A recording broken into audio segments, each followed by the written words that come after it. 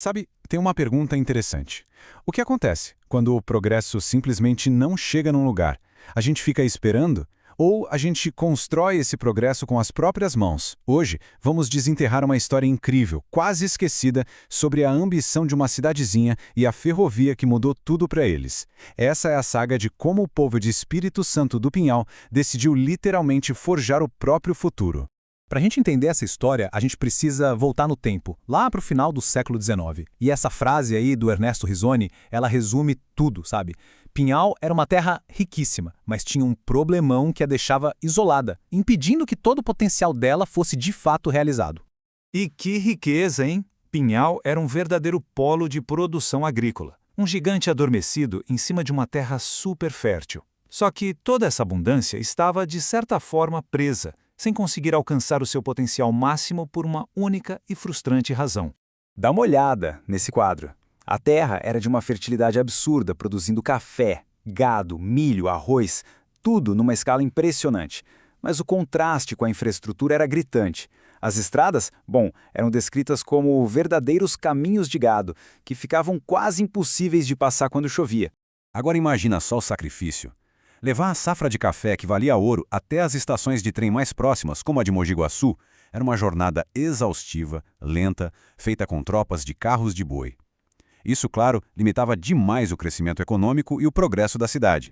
E aí, diante desse baita desafio, o que o povo de Pinhal fez? Eles podiam ter sentado e esperado a ajuda do governo ou de alguma grande empresa. Mas não, eles não fizeram isso. Num ato de coragem e união que é, notável, eles decidiram construir o próprio caminho. E é aqui que entra em cena o visionário da nossa história, Francisco Antônio Rosas. Ele teve uma ideia que na época parecia radical, quase impossível. Se a grande companhia de trem, a Mogiana, não estava interessada em construir um ramal para Pinhal, então o próprio povo da cidade ia fazer isso. O ponto-chave aqui é esse espírito de iniciativa. E a ideia pegou fogo mesmo. O que me impressiona aqui é a velocidade com que tudo aconteceu. Pensa bem, em menos de um ano, a comunidade foi de uma simples ideia para formar uma empresa, levantar a grana toda e começar os estudos de engenharia. E não para por aí. Eles fizeram uma festa popular para cravar a primeira estaca. A determinação dessa gente era uma coisa de outro mundo. Então, com a cidade toda unida, o dinheiro na mão, os planos prontinhos, o sonho parecia estar ali, a um passo de virar realidade. Mas o destino, com seus caminhos meio tortos, tinha outros planos. A pergunta ficava no ar, né? A energia era contagiante, o otimismo era palpável. A construção estava ali, prestes a começar, o que poderia impedir um povo tão determinado.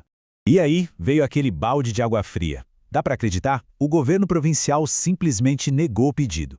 A alegação era que a Companhia Mogiana, aquela mesma que não tinha mostrado interesse nenhum anos antes, tinha uma prioridade legal por causa de um traçado antigo, lá de 1875. Naquele momento parecia que o sonho tinha ido por água abaixo. Mas como diz o ditado, Deus escreve direito por linhas tortas. O que parecia um desastre completo acabou se mostrando uma bênção, por mais irônico que pareça. Ao negar o pedido da companhia local, o governo avisou que tinha convidado a Mogiana, que era muito maior e tinha muito mais recursos, para finalmente construir a linha. Isso aqui ilustra perfeitamente a reviravolta. O plano original da comunidade era para uma linha mais modesta, com bondes a vapor. A realidade, que só aconteceu por causa da iniciativa local, foi uma ferrovia de verdade, mais rápida, mais robusta, construída por uma das gigantes da época. A mobilização do povo forçou a mão da história. E assim, depois de tanta luta e de uma virada de jogo completamente inesperada, a jornada chegou ao seu grande dia. Em 30 de setembro de 1889, a cidade inteira se preparou para uma festa que ficaria para a história. Leiam só essa descrição do jornal da época. É quase como se a gente pudesse ouvir o barulho. Às 4 da tarde, quando o primeiro trem finalmente apontou em Pinhal, a cidade explodiu de alegria. O som dos foguetes se misturava com os gritos de comemoração do povo. Era a vitória de uma comunidade inteira. E não foi uma festinha qualquer, não. Foi um evento grandioso, que durou o dia e a noite inteira. Teve de tudo. Discursos emocionados, uma recepção chiquérrima e até um baile que foi até o sol raiar. Cada momento foi uma celebração da persistência e do progresso, que finalmente chegava sobre os trilhos.